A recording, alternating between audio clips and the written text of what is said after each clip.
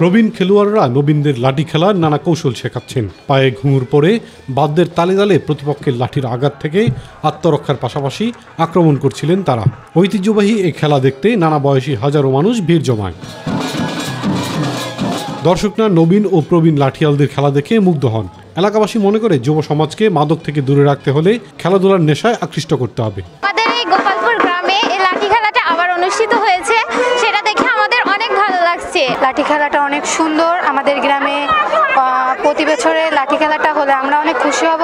প্রতি বছরে হলে খুব ভালোই লাগে। আমার বাড়ি যোধপাড়া, গোপালপুরে খেলা হচ্ছে, এই জন্য আমি এই খেলা দেখতে আসছি।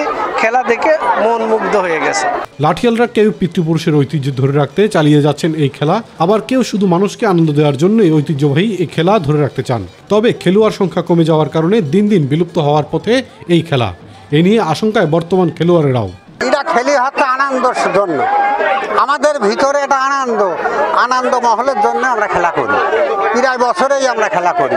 এই ঐতিহ্য ধরে রাখার জন্য অত্র এলাকাবাসী একমতে এক আত্মায় আত্মা মিশিয়ে আমরা খেলা করতেছি। ঐতিহ্যবাহী উৎসবগুলো টিকিয়ে রাখতে সরকারি বেসরকারি উদ্যোক্তাদের এগিয়ে আসার আহ্বান জানান আয়োজকরা।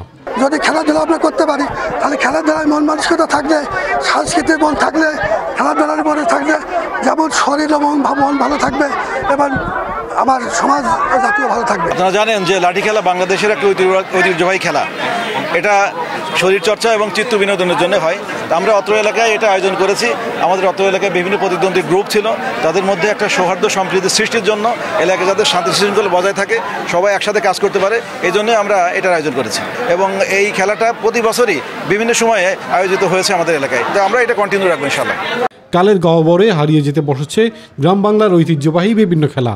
লাঠি খেলা যেন হারিয়ে না যায় সে বিষয়ে সরকার গুরুত্বপূর্ণ পদক্ষেপ নেবে, এমনটাই প্রত্যাশা স্থানীয়দের। ইলিয়াস কমল, মাই টিভি।